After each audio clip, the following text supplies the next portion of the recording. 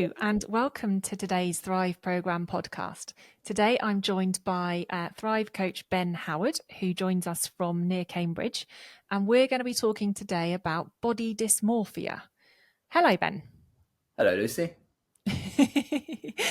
So, start off, you've probably listened to a few of these now. Normally, I would ask someone for their story, their background. Obviously, we're talking about this topic today, so I'm assuming that's quite personal to you. So, give us a little bit of an understanding into your journey. Yeah, so a good few years ago now, I don't know how many, 5 I think, I was at university, and then it was during lockdown, so then everything got a bit worse, and where I didn't struggle as much. Actually, that's not even true. Maybe I didn't feel like I was struggling as much, but more and more I noticed quite depressive thoughts, quite anxious thoughts, and they were really, really quite consuming. And being quite an active guy, I if I was going out to the skate park or going surfing or going into a new climbing gym or going to the gym, I would always feel like all eyes are on me and everybody thinks, I'm bad, I've got the wrong form, I'm doing something wrong, I don't look good, I'm not big enough, I'm not strong enough. Because I held these beliefs about myself, of course, it's what I was assuming other people were thinking as well. And do you realise before university any of that way of thinking, or was that really when you sort of noticed it being quite intrusive on your life? Well, I think it's quite common to struggle at school. I wasn't one of who I considered to be like the popular kids. Yeah. I would get into fights and stuff often because I don't really know. I was argumentative and full of myself, I think. Well, you're probably just trying to find your place, aren't you? I think at that age, we're trying to figure out who the hell we are and how the world works, and the hormones are going crazy. So it's a tricky time, isn't it? Yeah. So I think probably I started creating these beliefs kind of at secondary school and then maintained them through college and into university. Yeah. And it was only kind of having a conversation with my mum, saying like, oh, sometimes I feel like I want to kill myself. And I thought this was kind of normal. And she was like, hang on, what do you mean? So yeah, kind of learning that I guess the thoughts I was having aren't just how everybody thinks, and also then getting in touch with Rob and then my coach. Okay, cool. So the big learning there, isn't it? And I think I'd be the same. I think most of our clients are the same. All the coaches are the same. That most of us will believe or give some validity to the way that we're thinking, and of course, because thoughts come with emotions that match them. Obs. Yeah, of course. So actually, when you're feeling low and you're thinking low thoughts, of course, that makes sense, doesn't it? And none of us are taught in school how to understand where our thoughts come from, what drives them, why on some days we think well and other days we don't. So of course it's natural to believe them and get yourself into a bit of a pickle. Yeah, I think you're absolutely right. I think no one's first thought is, well, I must be nuts. I think and obviously when you look at confirmation bias, in your mind you have all this evidence to support the fact that the way you're thinking is the right way to think.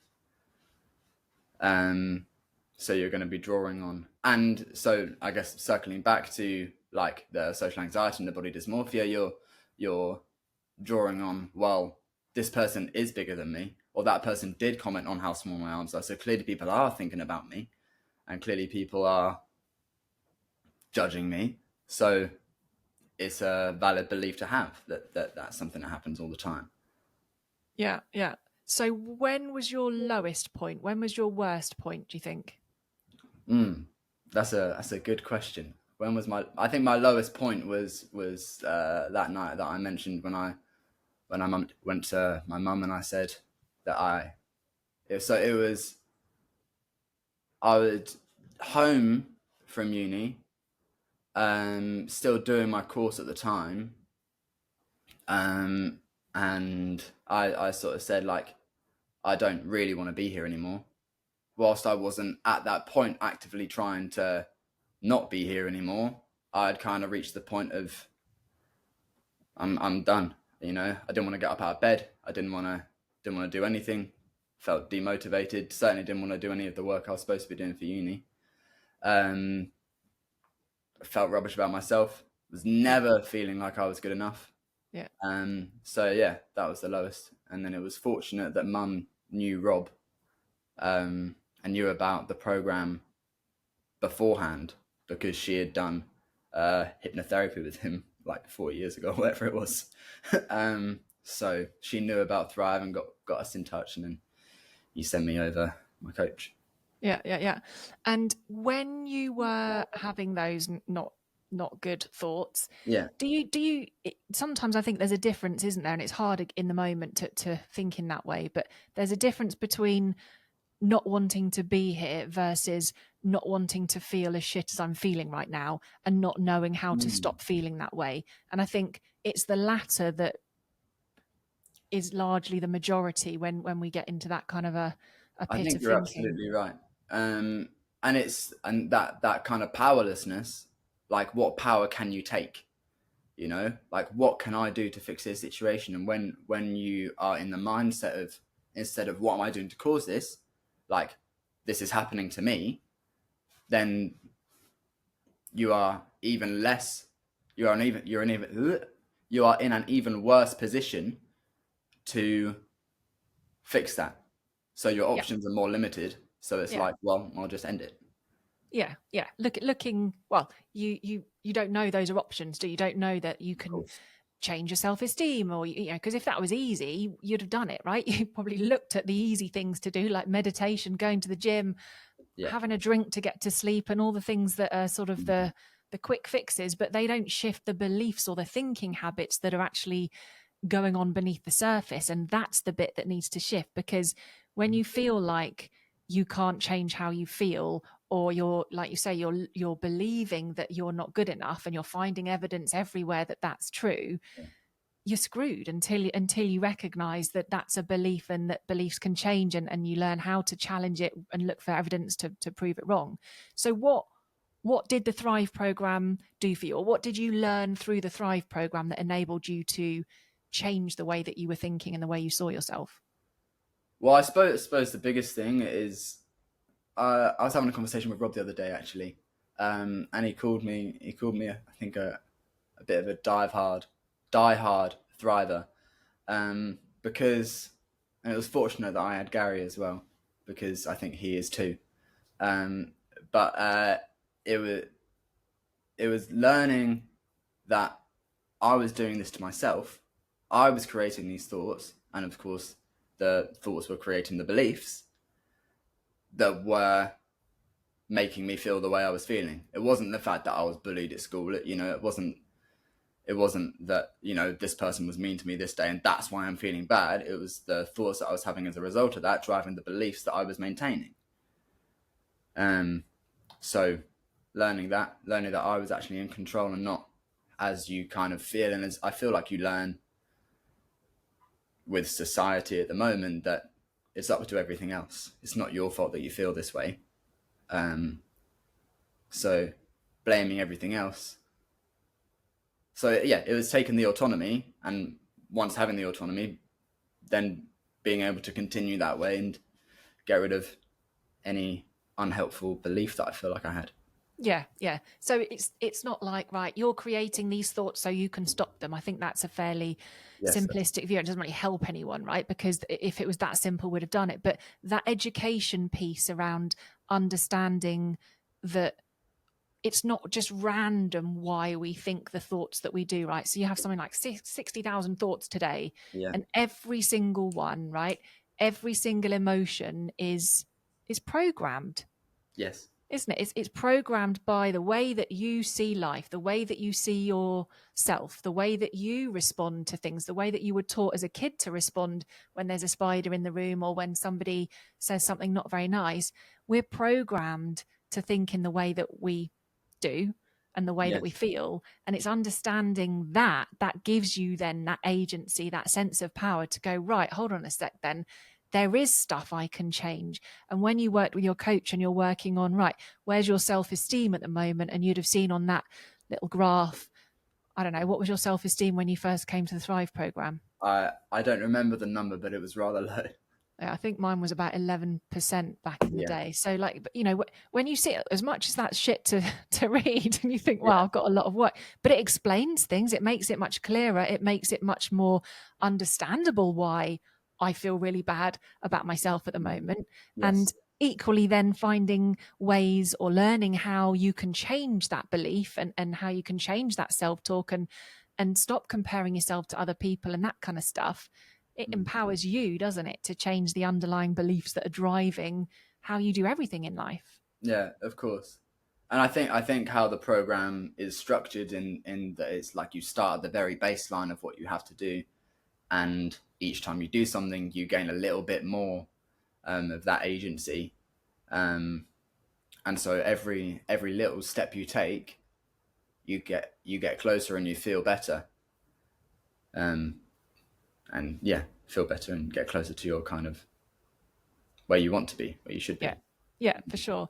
So with, if struggling for you was not feeling good enough, that body dysmorphia in terms of how you were sort of viewing yourself and comparing yourself to other people, what were the key things that you had to unlearn and sort of relearn? What were the key thinking styles, the key beliefs that you had to shift? Yeah, that's a really good question. I think one of the biggest ones, especially with body dysmorphia, is the comparing yourself to others. Especially when I was first starting my Thrive ministry, if you will, like going out and finding clients and talking to people and um, you know spreading the word.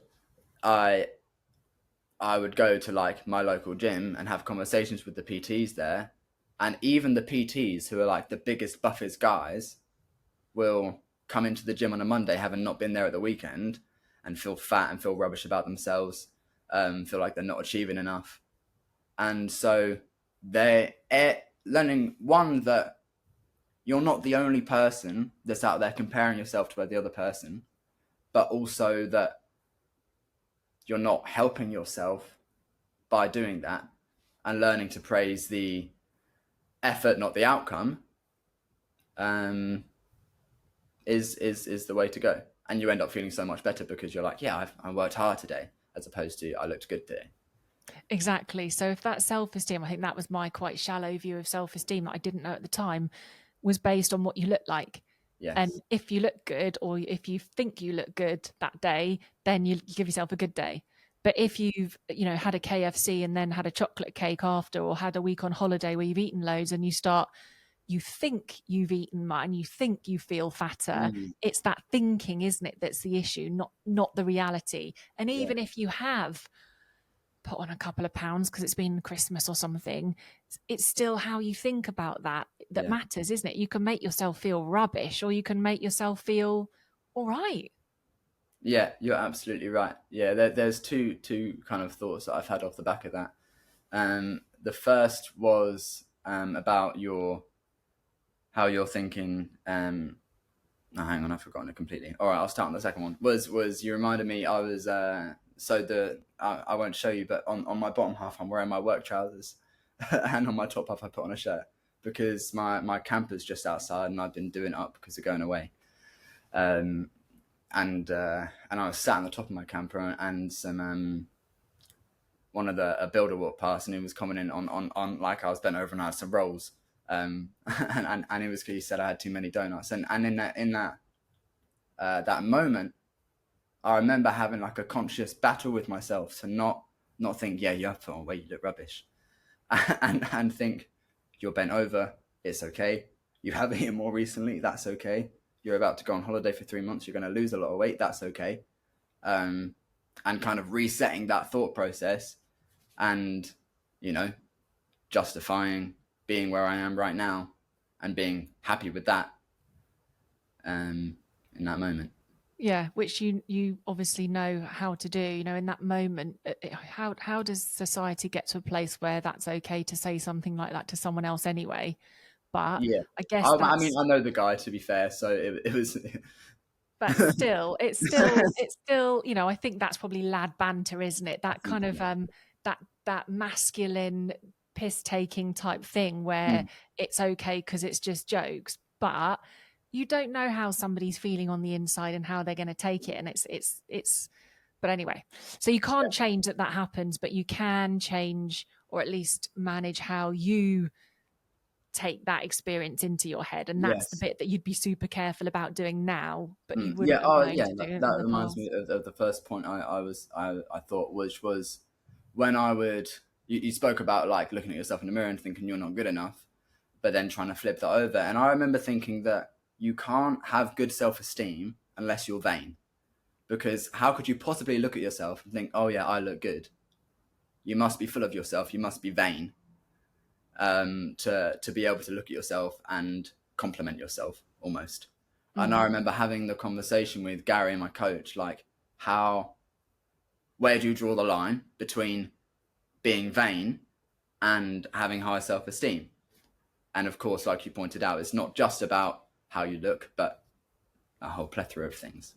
Well, it's very little to do with how you look, isn't it? And it's far more about how you treat yourself, how you um, evaluate yourself. And again, you can evaluate yourself based on what you look like or how many things you've lifted in the gym today, or you can evaluate yourself based on the plans that you've made or the way you treat your partner or the dog walk you do every day. And that's the thing, isn't it? When it's about an external thing like your body, where you can largely manage it, but equally Christmas and thing, you know, there's always going to be someone who benches more than you do, or somebody who has a nicer six pack than you do, and it's like that's never going to be helpful. But Yeah. it's kind of the way that we grow up, isn't it? Sort of comparing ourselves to others, but it's not helpful. No, that's absolutely right. It reminds me.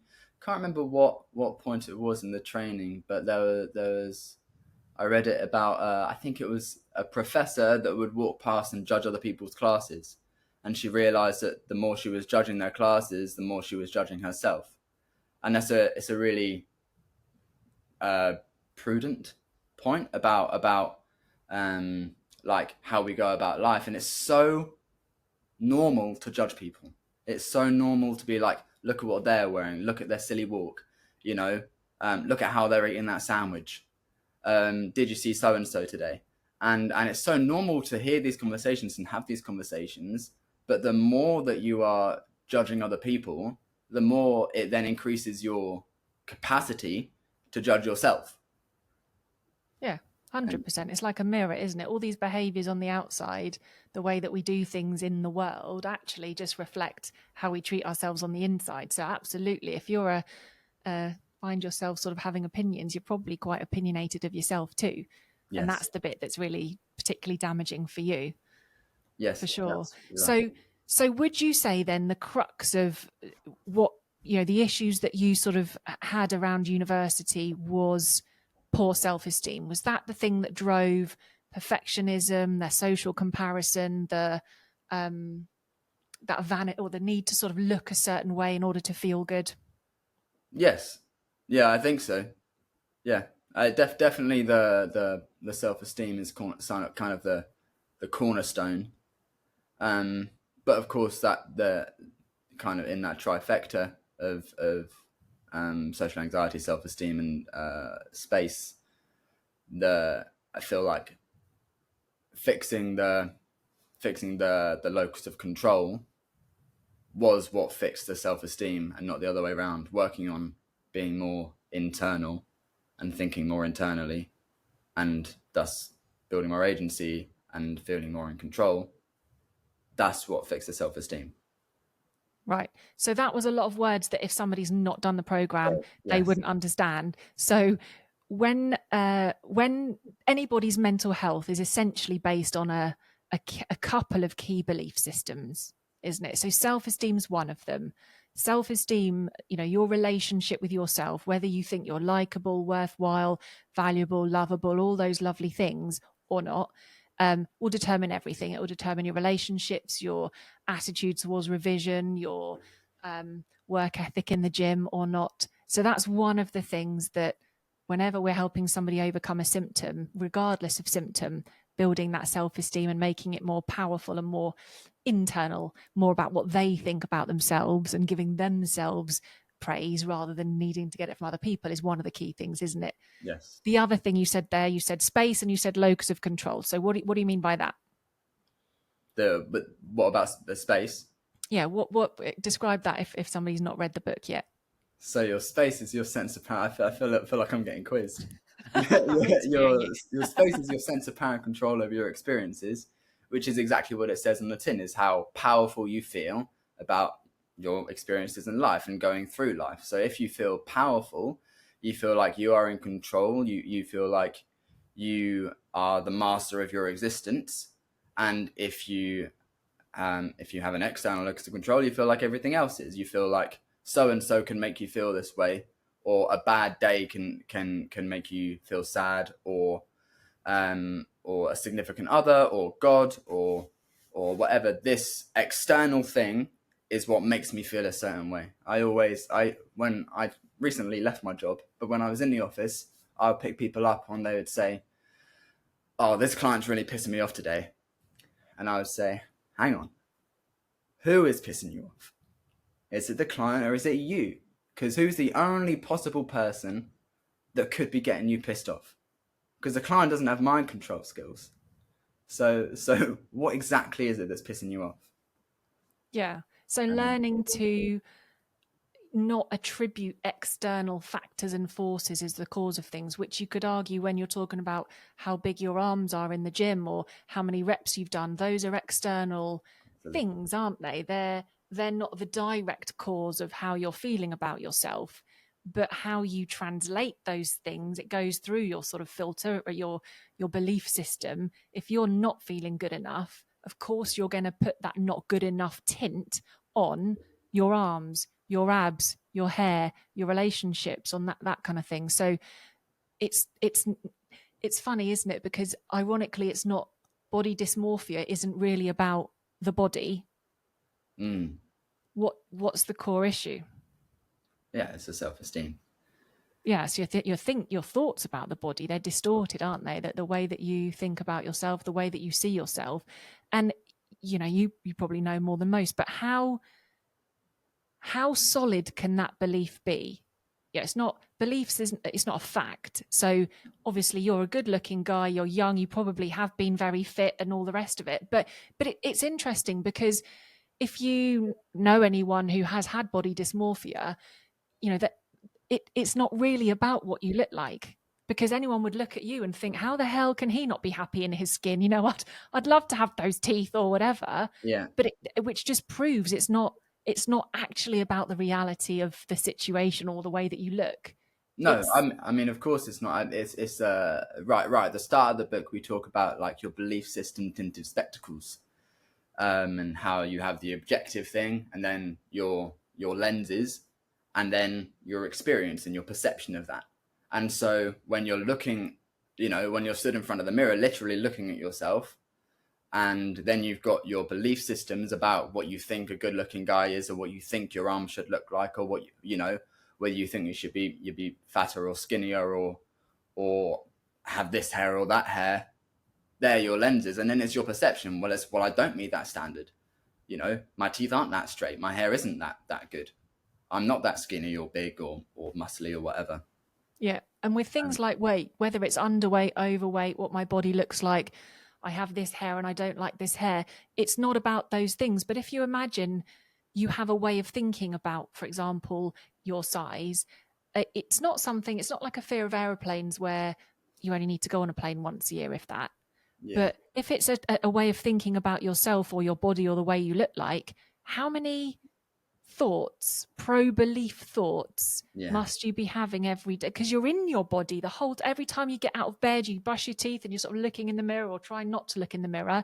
Yeah. You're in the shower, you've got to wash, feel your body, you've got to put your jeans on and breathe in a bit or choose to wear the comfy track. It's like you are creating quite a lot of ongoing. I mean, to list a few, I feel like that every corner you turn in life, in throughout your day, there's an opportunity to look at yourself and judge yourself. You know, you're Yeah. walking down the street and you can look in a shop window and think, oh, I don't look very good in this top. Yeah. You know, again, walking down the street, you can look at someone and think that they are looking at you, and whatever insecurity you've created that morning when you looked in the mirror and thought, oh, this doesn't look good, and that doesn't look good, and I should have plucked my eyebrows or shaved better, you believe they're thinking that about you. Mm. When obviously in reality, they've got their own stuff going on, so they're probably not thinking about you. Two, even if they are thinking about you, one ass. But three, even if they are looking at you and they are judging you, why do you care? Why does that standard have to be met? Why is good enough not good enough? Mm. But it would only affect you. So if I was to, back in the day, say something about your arms as banter, lads banter or whatever, that might have affected you, right? If I'd have made a comment about the choice of hat you're wearing and said, cream, it looks rubbish, Yeah, but you don't think that, you actually quite like it, because you've made that decision for you, what I say is irrelevant. But yeah, if I pick on something that is an insecurity for you on the inside, you really yeah, believe, it just shows you, doesn't it? It's a bit like a mirror. I don't care about the hat, but actually, clearly, I do care about my arms, or I do care about those yeah, roles. You know, if I was on the, if you still had an issue with those things, that would have been more of a, oh gosh, I can't, you know, tomorrow I need to put my top back on, or I need to wear baggier trousers so I don't have those roles. Whereas, you know, so it shows you a little bit about your insecurities on your insides. yes, absolutely. Yeah. So how long working with the coach then, how long into the program for you until you even started feeling a bit more hopeful, or thinking, right, this is going to really be really good for me, or until you sort of completely got over it? What was your overcoming it I would story? say after reading chapter 3, so the bit about your sense of power and control of your experiences, and starting to feel more powerful, and with that understanding how much control I actually had versus what I thought I had, um, there was a complete, almost 180. Like I said earlier about being a bit of a diehard thriver. I was like, yeah, I'm gonna be the best, you know. So every conversation I had with Gary, I'm like, I did this week, I did this week, you know. I don't think this anymore. I've squashed that belief. Um, so whilst of course not everybody who goes through the program has that kind of flip on week 3, I think certainly um, with body dysmorphia and social anxiety kind of tying into that. Um, reading obviously the chapter on social pressures or whatever we call it in the manual, like that kind of reinforced it Yeah. and went more in depth. But it was the changing how powerful I felt, Yeah. and obviously looking at like the belief walls that I built and how that worked and how the thoughts I was having did that. And from that point, then challenging those unhelpful thoughts. That's what was the changing point. Yeah, which is often the biggest shift for a lot of people, isn't it? You go from Mm-hmm. whatever the symptom is, you go from certainly thinking and feeling powerless about that bit of your life, and it's usually the stuff we've talked about. So it's usually feeling powerless about how I feel, and Mm, feeling powerless about my self-image, or who I think I am, and sort of finding evidence that we're not good enough. But yes. almost when you understand, hold on a sec, I'm just in the habit of thinking in a powerless way about how I feel, or I'm in the habit of dwelling on all the negative things rather than actually looking at all the good stuff. That's that sort of that flip into starting to think a bit more powerfully, starting to feel more powerful, starting to act in a more powerful way, Mm, starting to care less about what other people think. yeah. Yeah. Absolutely. Yeah. And then Yeah. from that point, it gets better. And of course, you'll have blips, but you know, and days where you don't feel as good or as positive. But it's like a steady climb that just keeps getting better because you build the belief that it will, and the agency to make it so. Yeah. Yeah. And out of interest, do you still go to the gym, lift weights? What do you do sort of that you Kind would have done maybe? Of course you do, Ben. So let me ask you a different question. No, but I wanted to almost understand if there's other sort of men out there or maybe women who used to use that as a way of trying to feel good. You might still do those things, but maybe why you do them is different. It's more just about being healthy and strong, but not to sort of look a certain way or to feel good, but for you to feel good about yourself, not for Mm. other people to look at you and think, wow, look at his biceps or whatever. Yes, so I do still go to the gym. I do still train most days. I after the program, I deliberately didn't let myself train to look a certain way. I just wanted to lift a certain weight. So I knew once I could lift that weight, I was happy with myself, or happy with where I was at that point. Um, and it was just after the program. Was it? It was okay. It was a year after becoming a coach that I started training for Ninja Warrior, and that was entirely like progress based, not looks based, because I didn't really care, what state my abs were in, or whether the height of my bicep matched my tricep, but I wanted it to be entirely functional, you know. Yeah. So that you could get around the course in the best time and be competitive in that thing. Yeah. And then after that, I I do still train to. I train so that I think I look in good shape, Yeah. but I don't train, and when I'm training, I'm not looking around thinking, do they think I look good? Do they Yes. think my muscles look good? Or like hoping, stood in a social situation with mates, hoping that I'm the biggest guy there, um, so that everyone thinks that about me, which is the shift. Yes. So I still want to look good, Yes. but I don't, like at Christmas when I've gorged, and over gorged possibly, I don't then fall apart almost for letting myself do that.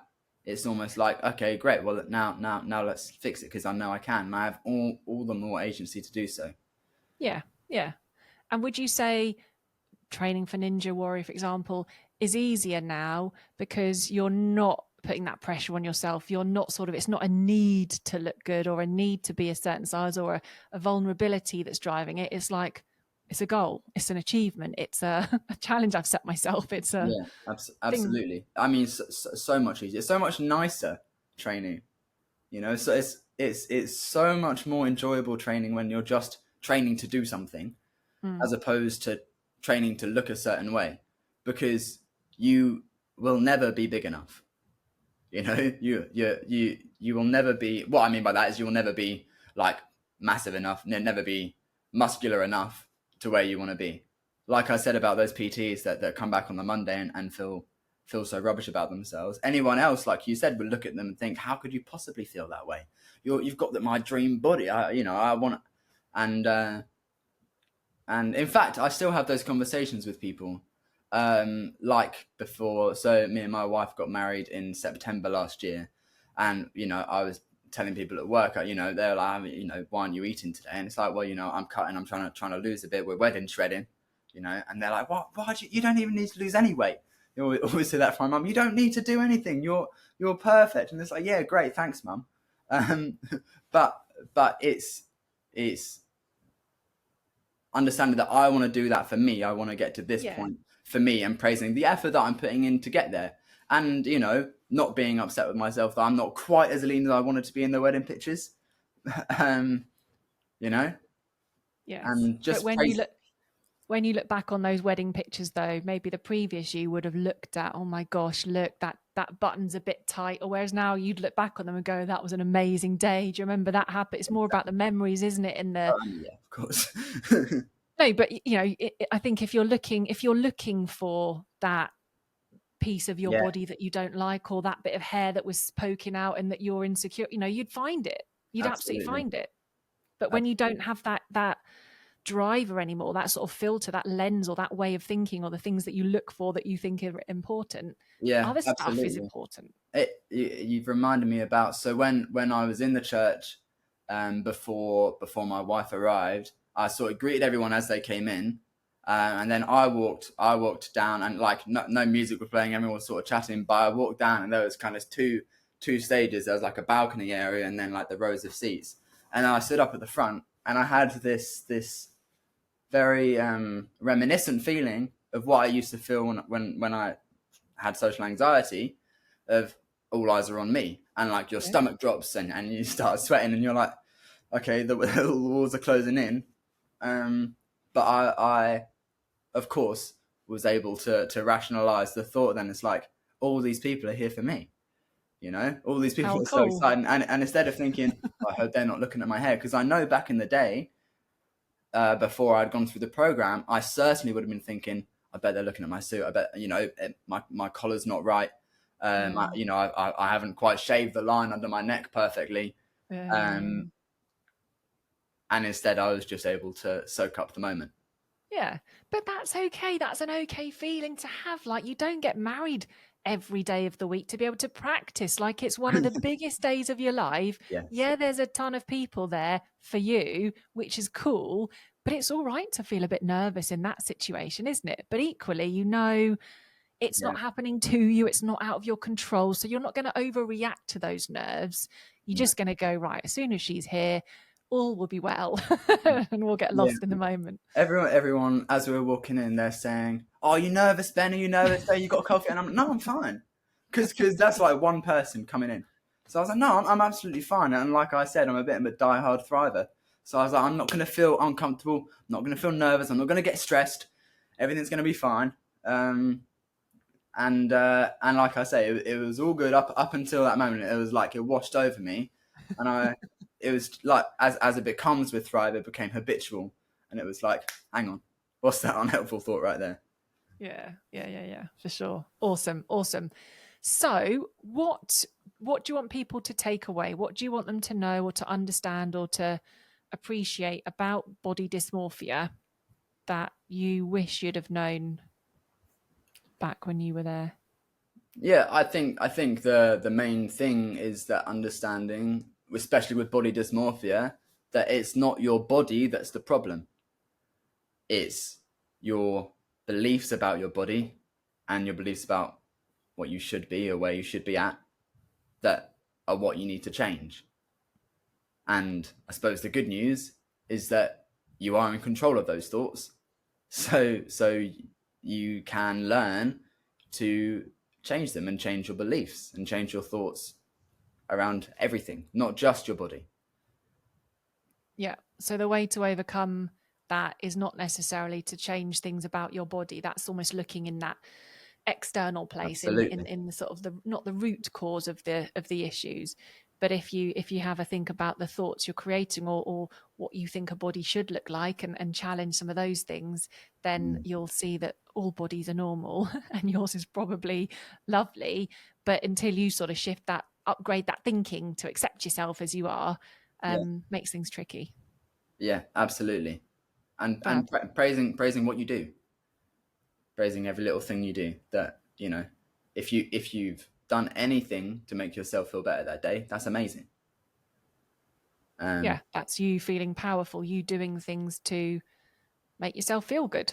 Exactly. And if you can do that with making yourself a cup of tea, you could do that the next day with taking yourself for a walk, or it's sort of building up that sense of power, isn't it? And realizing, hold on a sec, there are things I can do to help myself out.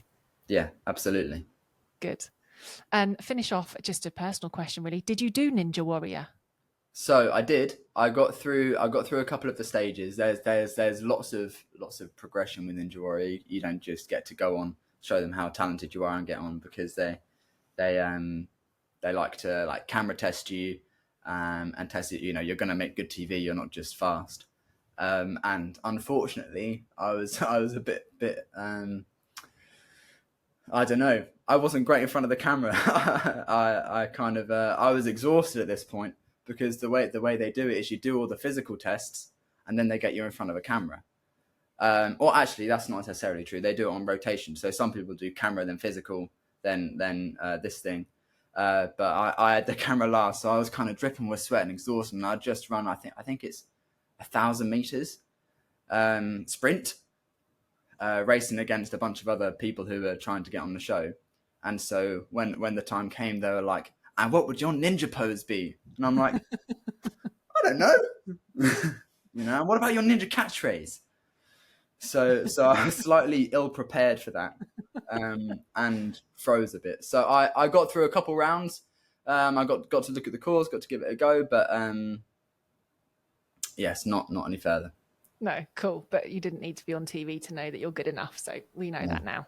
Yes, absolutely. Good. Well, pleasure having you on. Thank you so much for bringing this topic and your journey, your story.